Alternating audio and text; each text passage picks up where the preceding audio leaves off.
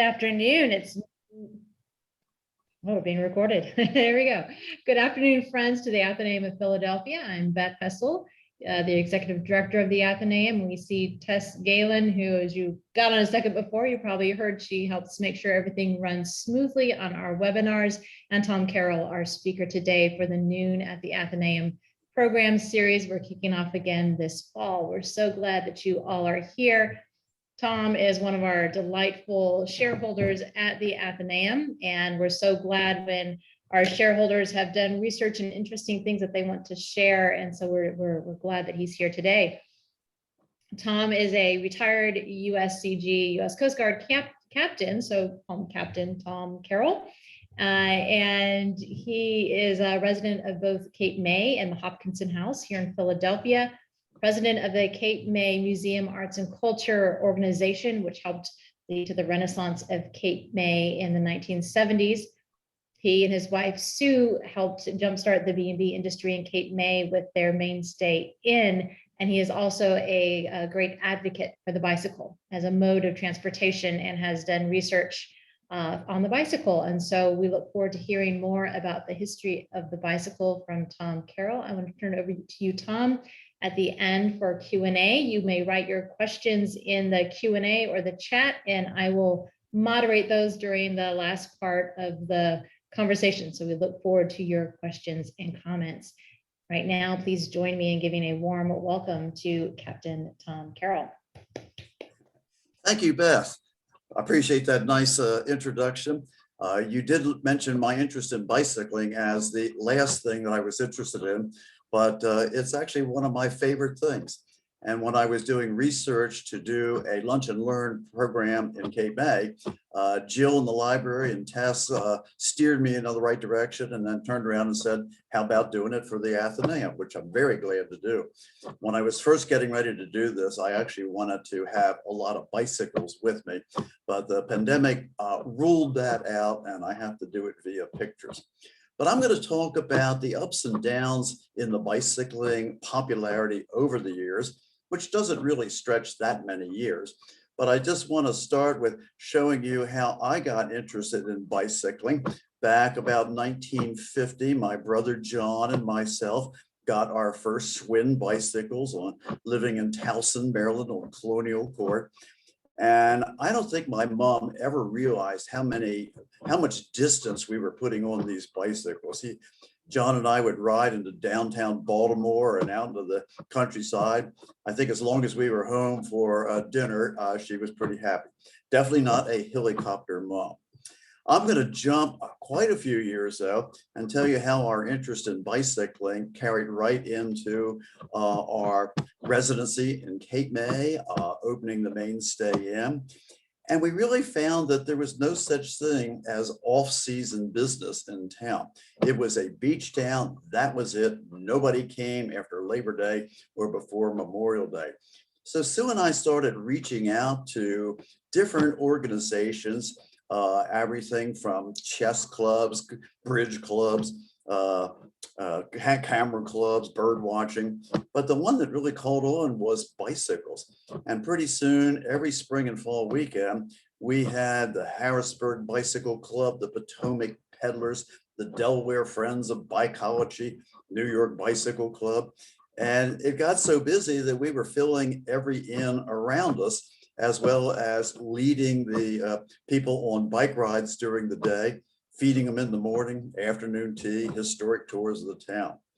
But as you can see, we were very happy innkeepers, and this was all part of our business. I want to talk about the several different periods of bicycling popularity. Of course, the most famous one is in the later part of the 19th century, with the introduction of the ordinary or the wheel, as they were called. And I'll tell you more about that as we go on. But, you know, when you wonder how bicycling gained so much popularity, I think you have to realize that before the bicycle, public transportation was very weak. You had a choice of walking, owning a horse, caring for a horse, saddling the horse, tying him to the carriage. So the bicycle was suddenly a rather inexpensive, readily available, no maintenance piece of equipment to get you from point A to point B. And rather than walking at maybe 2 miles an hour, you're now moving along at maybe 6, 7, or 8 miles an hour, depending on your bicycling capability. So let's just take a look at how bicycling got started in the beginning. The very first bicycle, about 1850, was not anything like we're used to today, although it might look like it. It was actually a seat, a frame with front and back wheels, and you kicked along the dirt roads. And you can see the gentleman here is even using, I changed slides. I'm sorry, let me go back here again. He's even using the spurs on his feet to dig into the dirt a little bit to keep the bicycle moving along. So this was actually the first real invention of the bicycle. And because adults back then had not grown up with a tricycle or training wheels or experience as a young person when you could fall off and only cry and not really be hurt, this led to having bicycle schools. And I'm sure this is more cartoon than reality, but it does show the pains and strains and crashes of learning how to ride one of these two-wheeled bicycles. Now, the bicycle's first real improvement was, rather than kicking along from the frame in the dirt, was by putting a direct drive on the front of the front wheel. Your pedals and its shaft went right through the front wheel. So that wheel would turn as fast as your feet could go around in a circle. It was a great improvement. It made the bicycle a lot easier to ride, a little bit faster. Some of these even started incorporating brakes too, so you can slow down. And they did keep getting fancier and fancier. You can see now headlights, fancy braking gear, saddlebag. You know, you're really ready to go out for a long outing. And this one rig back here is obviously for a brake on the back of the bicycle. Now, this kind of moved on to women being introduced to the bicycle as well. And as you can see here, brightly dressed, rolling along on her bike, men in pursuit. It really was leading into a new freedom for women to have the bicycle that they could go off on and not be constantly under the eyes of the chaperone. This led to probably more fantasy than everything else, with a woman on a bicycle outpacing a galloping horse. And the men in the background seem, I think, more thrilled by her outfit than the fact that she's beating out the horse. But this was all part of the fun of the era, and women really opening up and coming out. Now, to make the bicycle cover a little more ground than previously, the front wheel grew in size and the back wheel was decreased in size. This meant that you could cover a lot more ground with each revolution of your pedals as compared to the smaller front wheel. And this kept growing and growing in size. I'm showing a full-size wheel here with a rather jaunty looking man charging along, kicking up the dust. This is a painting that's in the famous Brown Room bar in Cape May and Congress Hall Hotel. And I think a lot of people glance at this and not really realize how much it's saying about what's going on. You can see that the horses and the lady and gentleman there are kind of spooked by this bicycle coming by, traveling at a rather high rate of speed with no concern about what's going on around them.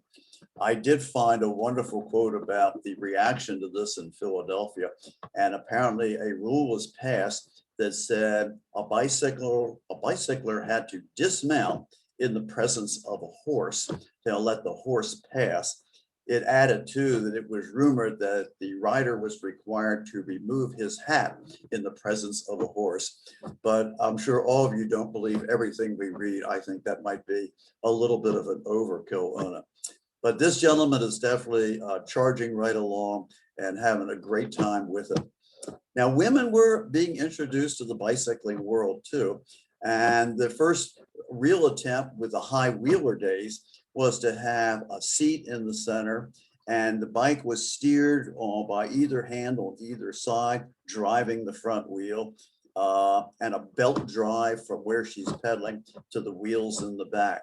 Now, this bike would have had to have been very heavy because the average high wheel bicycle, or ordinary, I got to keep calling them the right name, ordinary or wheel, was about a 40 to 50 pound bicycle. So I would imagine this was more like about 70 pounds. And I seriously doubt if it had much uphill or upwind capability to it.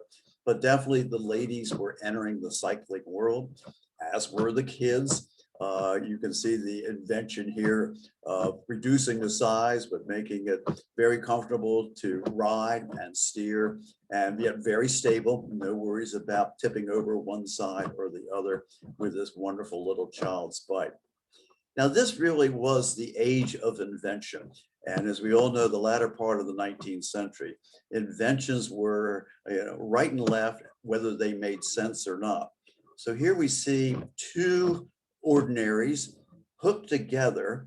I guess mom and dad had to both steer the bike at the same time, pedal at the same time, but an interesting little way to carry Junior on the back over the rear wheel was included within this as well. And here's another type of bike design of the same period, certainly meant for safety, but definitely dressing up for a bicycle ride was certainly not unheard of. And here's a couple on a four-wheel machine. And it looks like they both have steering capabilities. There probably was a little argument over time as to who gets to steer, who gets to use the brakes, who gets to ride up front. And here's a solution so the gentleman can look over his wife's head and really do the pedaling action, but she has an opportunity for steering. So let's take a really good look at some of the elements of a high wheel bicycle. I think one of the first questions I always get is, how do you get on and off of this bicycle? Well, back here, right above the rear wheel on the left side is a little step. So just like you see somebody on a scooter with one foot on and the other foot kicking along, you would put your left foot up on that little extension above the rear wheel, kick along with your right feet, and then slowly climb up into the saddle and catch up with the pedals below. You can notice from this, though, that once you're in the saddle, you're sitting directly over the front wheel, or almost directly over. Now, roads were really not in very good shape back then. We do not have the paved roads that we have today. Ruts, ditches, and things were common. And if the front wheel suddenly got caught in a ditch, you were going to do what was called a header, which meant with the handlebars over your legs, the rear wheel coming up and over your head, you were probably going to land on your head, or at least your hands, and the bicycle was going to land on you. So this bicycle design was never really considered a real safe way to ride. And it was one reason we started moving on in other designs. The next design that came along was the Eagle, moving the small wheel to the front and leaving the back wheel to sit over top of, so you could drive it from there. I'm trying to get it.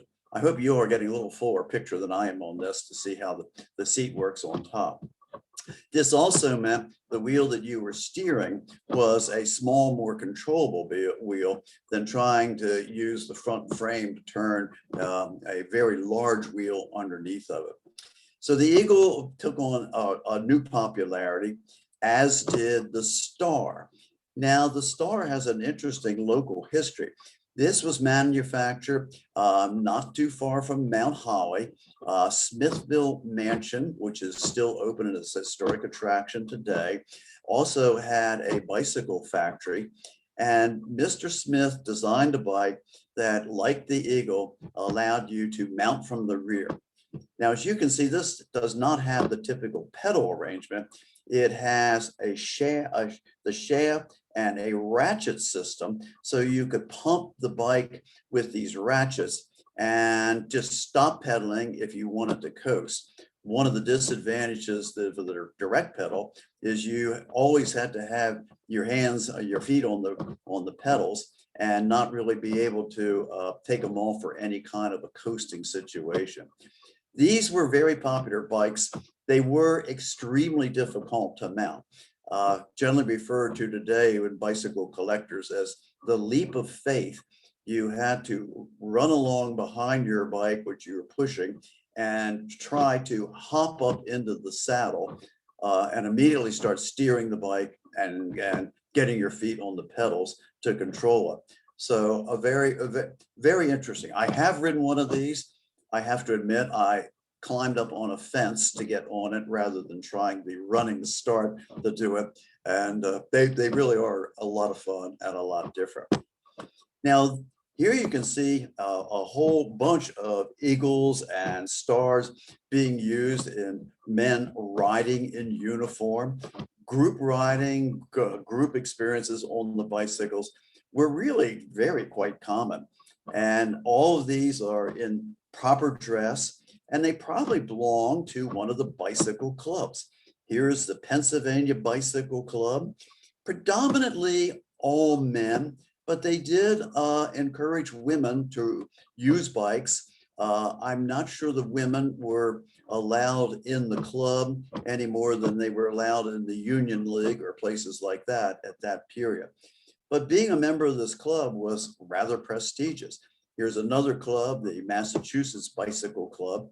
And these clubs had dining rooms, rules, parades, riding in uniform, and things like also doing stunt riding.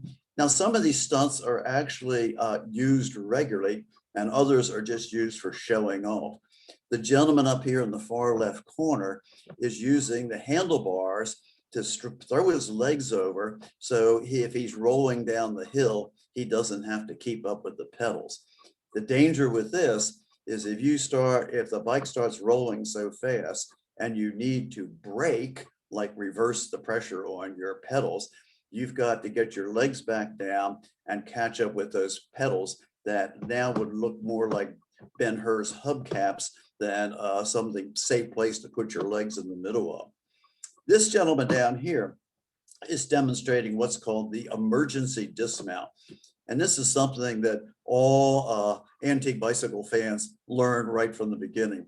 If you really need to get off that bike, some reason, very fast, holding your handlebars, you exit yourself immediately with a jump off the back of the bike, spread your legs so you don't land on the rear wheel, and immediately grab the back frame of your bicycle so it doesn't go on into a crash.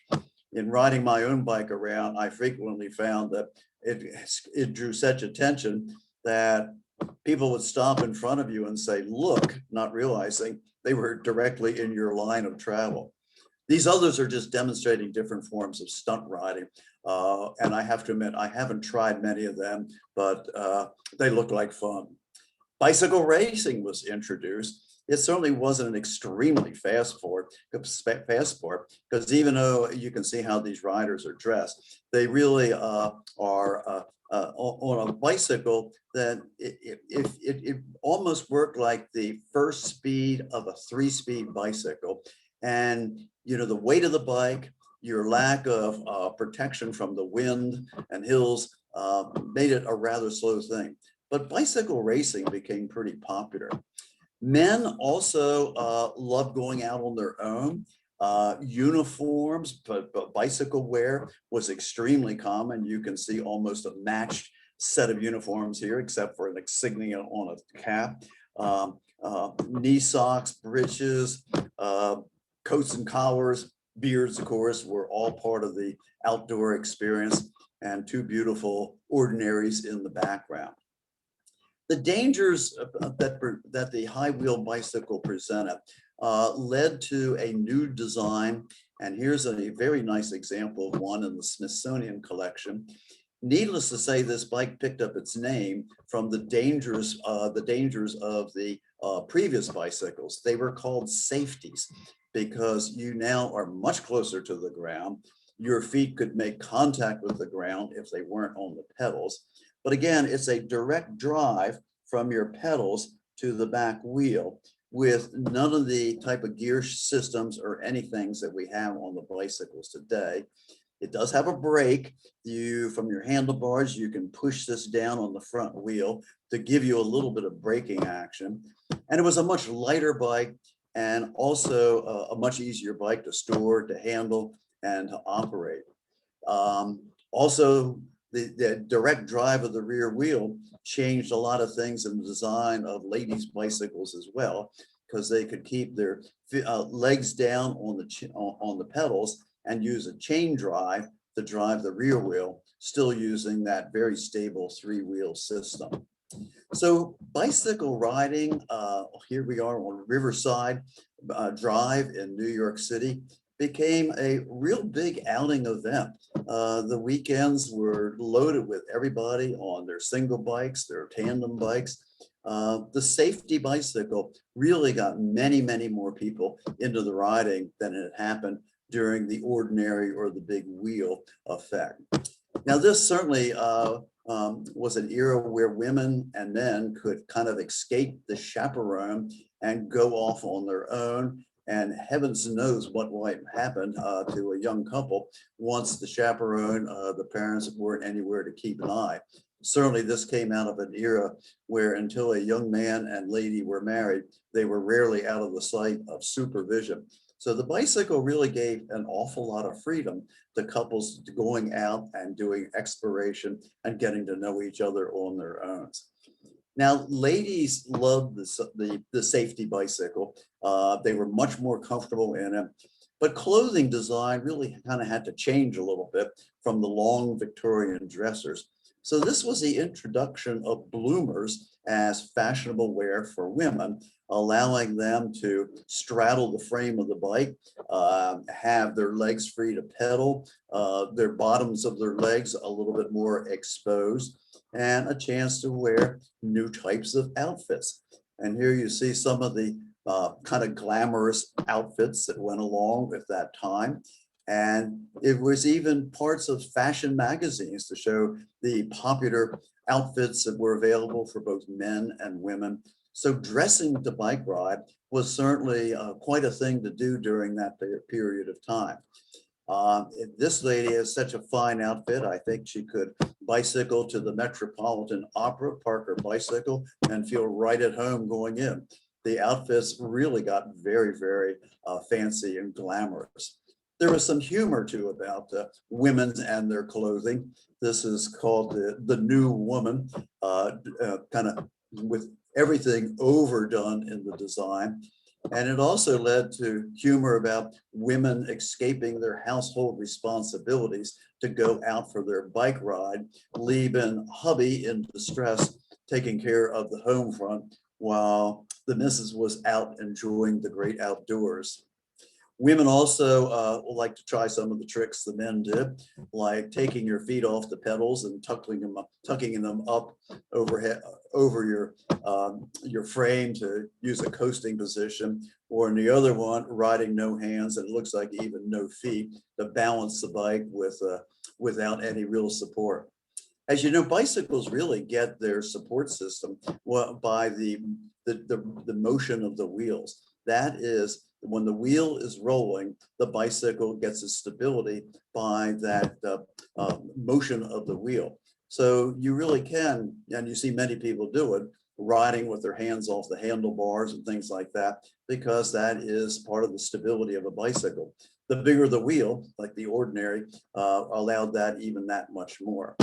Now, I don't know whether this was in the first Playboy magazine or just in some men's imagination of what women really should be doing to enjoy the freedom of the great outdoors. But it was a slide that I have to admit, I couldn't feel free to not go on without it. Now, the bicycle also started getting many, many different types of uses. It certainly was used World War I and in the military because it gave a quick way for an advanced scouting team to move forward to spot positions of the enemy. and rapidly disappear when necessary, or to deliver messages between units. So here you can see the gentlemen's rifles are mounted underneath the top frame, and in everything else, they are ready for military action. Here's one that I have a lot of fun trying to figure it out, because every musical instrument is being played with one hand, while one hand is for guiding the bicycle.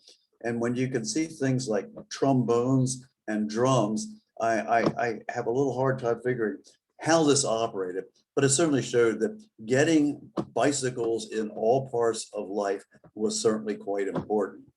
Here's one with a policeman on a bicycle coming to the rescue of a gentleman on a runaway horse and cart, capturing the horse and getting him under control. A very brave action. Bicycles, when they dropped out of use for a while, were brought back by police departments around the country, because policemen on bicycles, we discovered certainly about in the 70s and 80s, had much better mobility, ability to see and be aware of what's going on around them. They are approachable by people who want to ask questions or need directions. And they found it really is bringing policemen much back in contact with the people that they're out there to serve. So once again, the ingenuity in the bicycles certainly was booming along in the late 19th and early 20th century, with certainly many ways to get more people on the bicycle. Since we don't have the family car yet, there was no reason for the family not to go out for an occasion. Here is a tandem bike with Junior's seat behind Mom. And Mom has made it to the front of the bike, so we certainly are moving in the right direction. And one of the advantages of the tandem bicycle is that one thing that slows you down in bicycling is not just hills, but wind and the direction of the wind. So when a tandem bike with two riders on top is pedaling into the wind, you're really only fighting the wind for one person. So a tandem could really be a much faster and more practical bike than the two single bikes. Now, my wife and I certainly got into tandem riding and really loved it. The one thing that we really liked the most is we would arrive at our destination at the same time, and there was very little chance that we would turn into each other and have a crash, which occasionally happens when couples try to ride close together and one turns and the other doesn't. So our tandem, we would take it everywhere that we went and on all of our trips, which sometimes really didn't work out quite that well. Here we are trying to get to Roanoke, Virginia, and got caught in Harper's Ferry. The worst part of this trip was we had to stay in an old motel, and being leaders in the bed and breakfast world, going back to roadside motels was the last thing we wanted to do. The next worst part was getting the car and the bicycle dug out the next morning and continuing on to Roanoke. I want to talk a little bit about advertising in the 19th and early 20th century. Like a lot of advertising and design, the artwork that went into it was really very, very beautiful and very interesting, and sometimes rather alluring. Particularly, I think, in the French ads, with this flying, almost nude woman holding the newest bicycle up in the air, and the audience focused on either the bike or her, I'm not sure which. Here's another one, bicycling in the quarter moon for another one. And here's one I really love. Jousting is now not done on horses, it's being done on bicycles. And the guy on the right bicycle is leaving his opposition scattered in the rear to receive the crown of flowers from the beautiful princess. Bicycle racing has been going on for a long time, particularly in Europe. The famous Tour de France is now well into 100 years, and it's considered the most famous bike race in the world. It always starts somewhere in France, but over a 21-day period and thousands of miles almost, These riders go through mountains, plains, wine country, and finally end up racing into Paris for the final day of the race.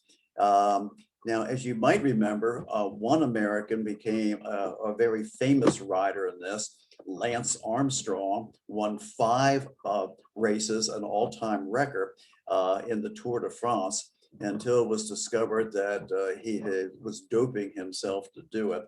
And there was a lot of reactions to that. I'm just going to go slide ahead to talk about after it came out that the doping was there. It was nicknamed the Tour de Doping. So let me just go back here. I go back to the Tour de France if I can. On a trip in 1970 to Europe with another Coast Guard couple getting out of the service and free flights to Europe, each of us took a day planning what we wanted to have everybody do. And I wanted them to all go see the Tour de France.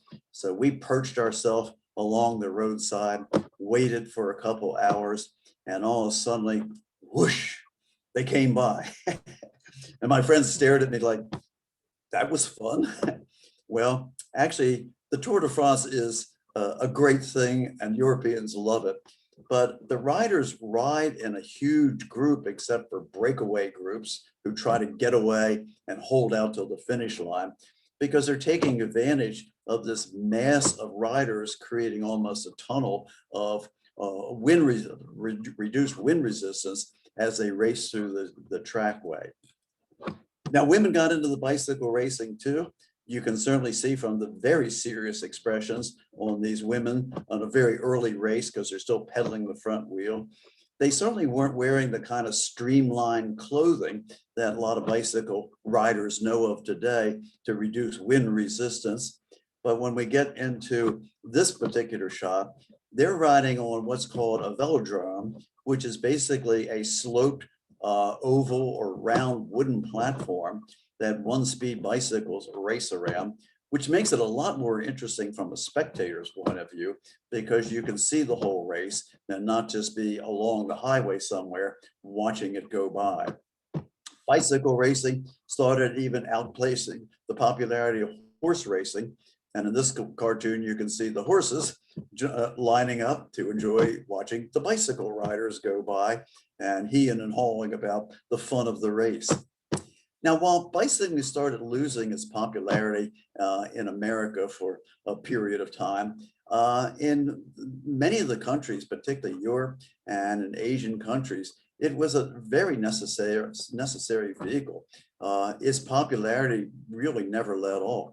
Visiting in Amsterdam in the period of the 70s, I was amazed to see bicycle parking garages, bikeways along every road, and many, many more bicyclists than cars. And here's an Asian picture where, regardless of the weather, the clothing that came out and the people were in their bicycles coming and going. Unfortunately, so many of these bikes have been replaced by automobiles, which is certainly one of our problems with carbon emission from the cars, which was never occurring with bicycles.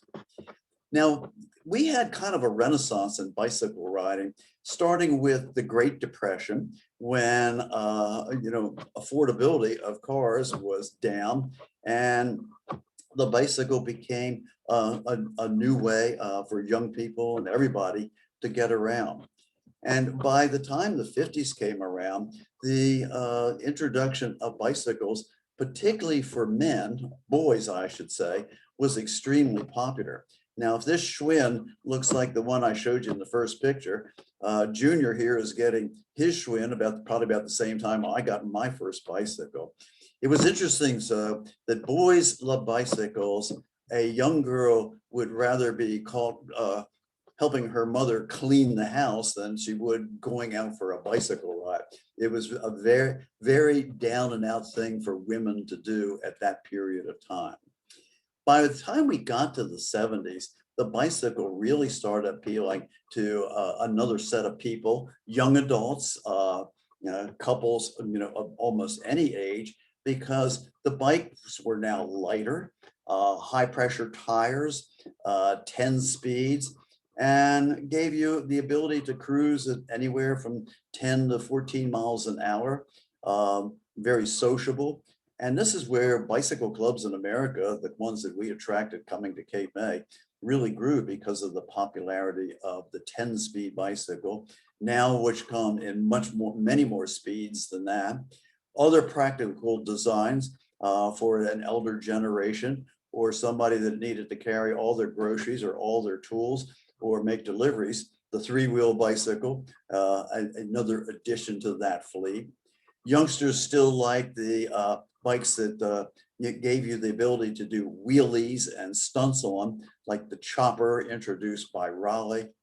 And then, of course, mountain biking became not only popular as recreation, but also in competition. And you can see the strain that's going into and the lack of good road space of any kind. These bikes had very good systems for suspension and also wheels and tires that were really meant for that kind of road conditions. That's a sport you can easily get pretty bruised up in, and certainly would end the day with the need of a very good shower. Here's bicycle racing and kind of the ultimate sprint competition.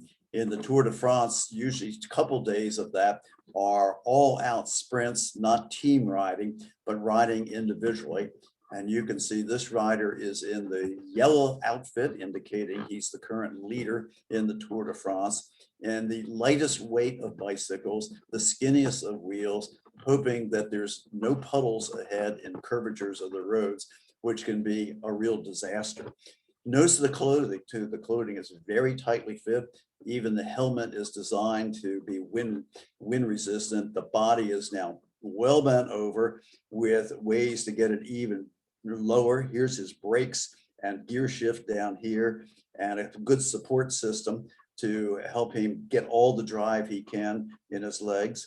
And I think if you look at those legs, you can see this guy does an awful lot of bicycle riding. The incumbent bicycle, you don't see many of these. For people that have back ailments and things like that, it's a very comfortable way to ride a bike, stretch out, reduce the wind resistance. You pump from way up here and have a long chain driving your derailleur in the back. So these move right along. Out on the trails around Fairmount Park, you do see a fair amount of them. So the bicycles, still by the turn of the century, very, very popular in the parks, ladies and gentlemen. Three people on a bicycle in the background here, still booming right along in its bicycle popularity. Now, bicycle popularity has had its ups and downs over the years, but many communities, and I know particularly like Cape May, West Cape May Point, we are all in favor of getting as many people on bicycles and out of their cars as humanly possible, because we were not designed to, our Victorian town was certainly not designed to handle a lot of automobiles. And it really is catching on. Bike riders know that they really kind of have the right of way. They rule the roads. Bicycle tours are readily available. And in Philadelphia, the great accommodations to the bicycle. I took this picture right after Spruce and Pine Street were redone. Those lanes are a little bit dirtier nowadays, but as you can see, one lane was given up. The cars were reduced to a lane and bicycles took over the other. And if you're out there, you will see on many days, many or more cyclists using those streets than you are finding cars. And I can tell you, particularly if you don't obey every traffic light, you can get from one end of the town to the other faster than an automobile on an average day. But I do try to encourage myself and others to obey the traffic lights.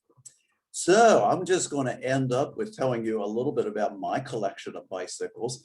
This is a ordinary with a 56-inch wheel, which is right for my height. So my legs are right distance from the wheels. I bought it in Cape May. It was in an old house not too far away. And when I approached the ladies to see if they wanted to sell, they said, nope, it was grandfather's bike. We'll never part with it. even though it was a wreck. So I put my offer in writing, mailed it to him, an idea I got from an antiques magazine. And pretty soon I was the owner of an English-made ordinary or wheel. Now they were called ordinary because they were pretty darn ordinary. And they were also called wheel because you bought it by the wheel size, and the front wheel is the dominant element in the bicycle. So this is a 56-incher. I found a 50-inch wheel bike for Sue. She rode it for a while, and I think she wised up for me and said, I don't want to kill myself, and I'm going to get off this bicycle. And I will admit too, as I've aged, I'm not near as inclined to get on this bicycle, but I have found it's a great thing to use to introduce young people to the fun and the history of bicycles. So I take it to the fairs in town and let youngsters get their thrills by sitting on top of the bike while mom and dad cheer them on and get pictures for the Christmas cards. So I kind of quit riding at the beginning of the pandemic, knowing I didn't want to end up in any hospital anywhere with anything broken. And I haven't gone back to it. I might not, but I have plenty of other a little bit newer but antique bicycles that I continue to use. So I encourage you all in this wonderful fall weather we have to get out on those bicycles. My favorite rides up here include going across town, Spruce and Pine, getting on the Fairmont Park walk and bikeway. You can go all the way out to the Hidden Drive, out into Germantown and back. It's pretty flat riding and it's great. And you are not dealing with automobiles on many of these road systems. So please get out and enjoy it. And I thank you for being with me. I will let Beth come on and see what I can do to help answer some questions. Thank you, Tom. This was really very, very interesting and fascinating. I think you answered the first question from Joan about why high wheelers were called ordinaries, because they're fairly ordinary. Do they seem ordinary to people in the time to see bicycles around? I mean, how did that name catch and stick? I think there were many of them, and I do think most of them went on to metal drives in World War I, where anything metal was welcome to go into the pile to build war material. So they're not too ordinary today, but they were also called, in more recent history, penny farthings, and I don't know how that came around. Some people always refer to them as, is that your unicycle, Tom? And I said, well, don't you notice there's two wheels? even though one dominates. So definitely not unicycle. So you can get away calling them a high wheel bicycle, but ordinary and wheel were their popular names back then. Interesting. Christine said that she used to bicycle around the northeast of the city, and in the 60s and 70s found it was very common for girls to ride around. That was kind of my experience too. And I'm wondering, when you were talking about advertising, and advertisements showed boys getting bikes, but girls helping their parents or their mom clean the house and not bicycle. Well, one of the things that I was reading from that Jill helped me find in your library was all about the popularity of the bicycles at different times. And young girls really did not think it was a very cool thing to do. It was a boys' activities, particularly in the, I would say, probably the 50s, as the Schwinn bicycles and things were coming out. So related to that, when did bikes begin to be designed for women and not just the straight bar across, but sort of, the sloping down?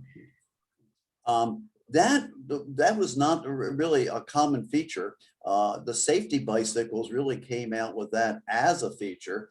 And then the top bar came back up to give a better frame support for maybe men who were supposedly riding the bikes a whole lot harder. But that design has come and gone. I do know now a lot of people are buying bicycles that have maybe a double frame, but they're both lower, because it's just an awful lot easier to step through the bike than swinging your leg over the saddle and whatever else you're carrying on the back of the bike as well. Yeah. So Oh, we're getting lots of great questions in here. This is what I love about our program. So many great questions. Albert, who's an everyday bicycle user and member of the Bicycle Coalition of Philadelphia, says he's concerned with the type of inappropriately designed bicycles being marketed, which he says kind of impedes the spread of bikes being used in urban transport. So he says the 1973 so-called bike boom is an example of poor design foisted on the public, causing many to give up on cycling. I'm wondering what what your thoughts were on that. Well, I guess one of the things that I really hate to see is everybody now resorting to electric bicycles, which certainly takes away the exercise that you get with them, although it certainly gives a whole lot more distance. I'm not real sure what he means by inappropriate design on the bikes. But obviously bending over the front of the bike is not a very comfortable thing on the back, although it increases your ability to ride into the wind. But I'm not really sure what else he's referring to with the design. I am not either. So maybe, Albert, if you're able to say anything more. Brendan's wondering if driver's licenses were ever required for early bicycles. No, I'm not aware any place I know or in the United States where bicycling licenses were encouraged. Many towns back when I was growing up, things like Kiwanis clubs and things like that would have bicycling days where people came in costumes, and they concentrate on safety lessons, proper riding, obeying the rules of the road. I do find it rather interesting today, particularly in Cape May. Once cyclists are out and running, they really don't think that any rules for the automobiles or motorcycles apply to them. They're very free in what they do. Cyclists are becoming much more inclined to be wearing helmets. I think it's interesting in states that don't require helmets for motorcycle riders.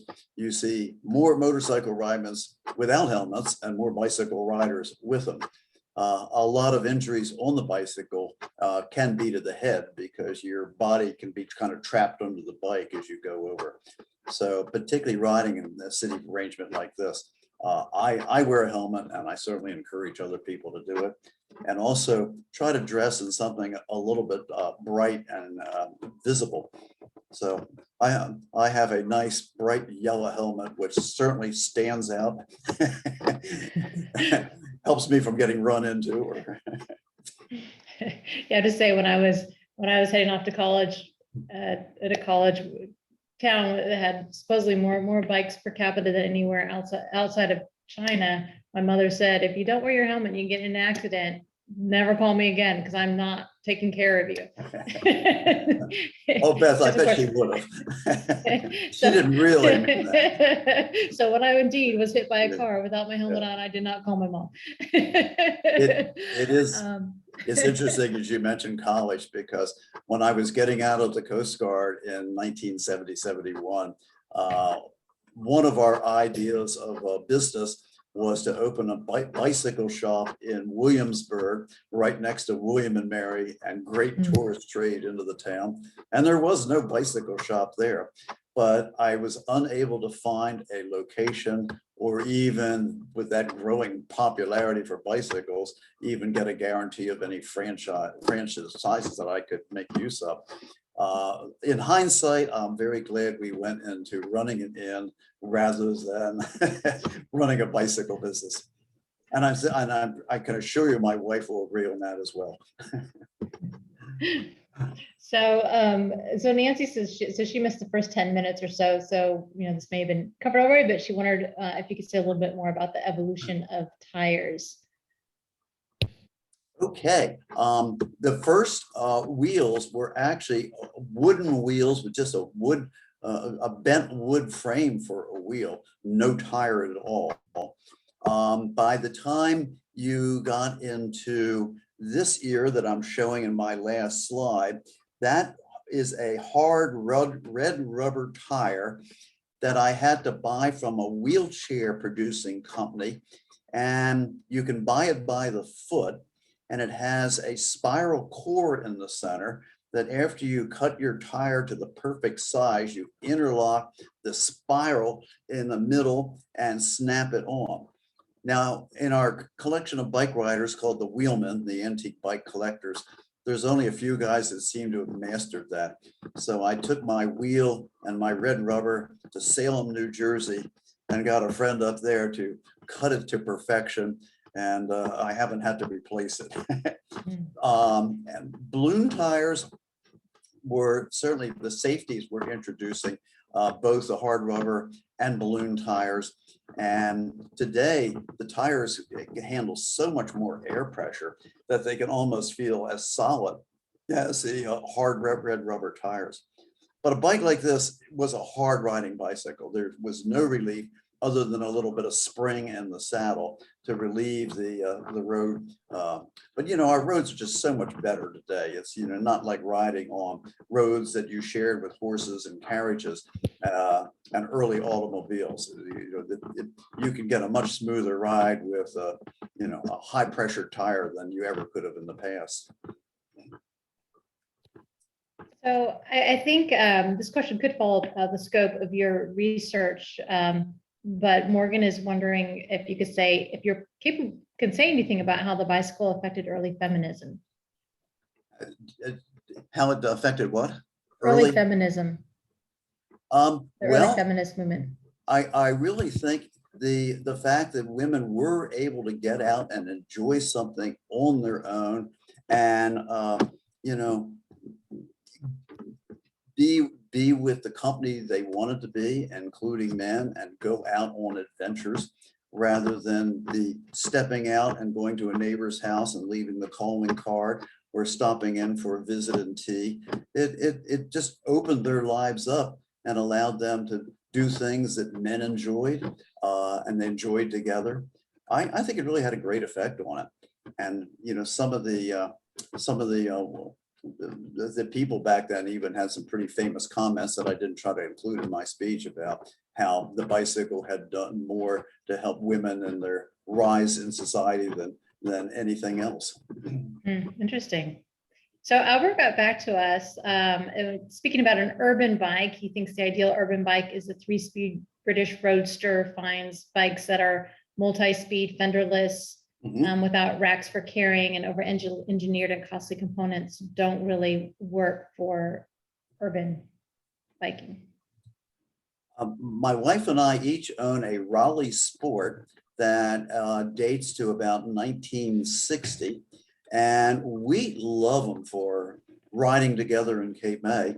It's the Sturmy Archer's 3-speed hub, very comfortable. They get a lot of attention because they have real chrome and nice British racing green paint on them.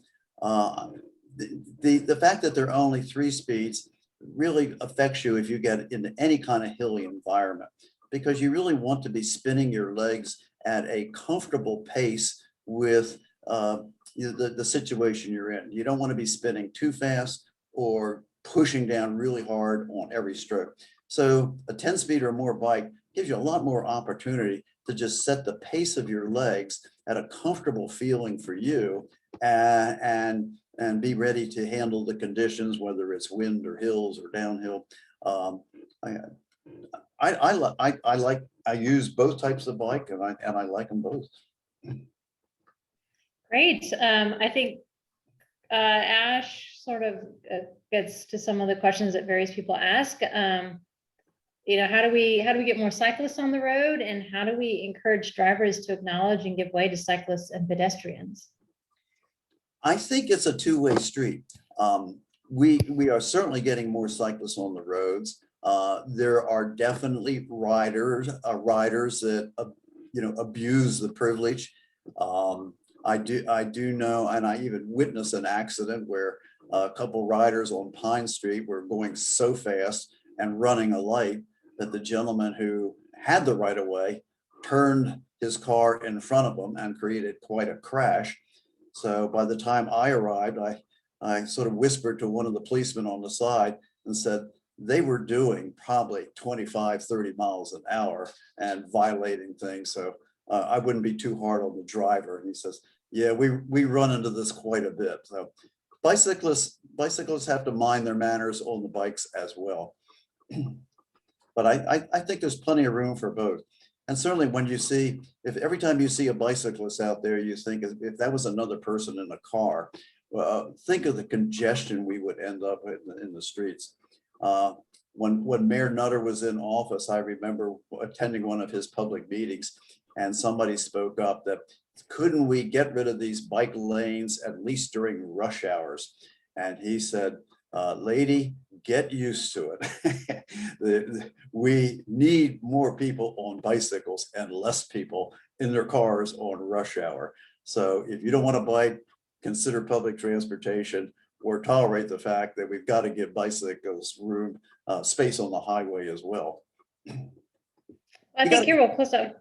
You got a pretty good cheer for that too. Well, Tom, I think we have a final question from Michael, who's wondering what bigger picture you'd like the audience to take away today from this bicycle lecture.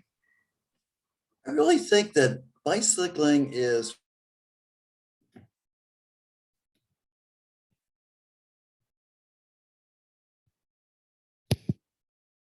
Oh, did you just freeze?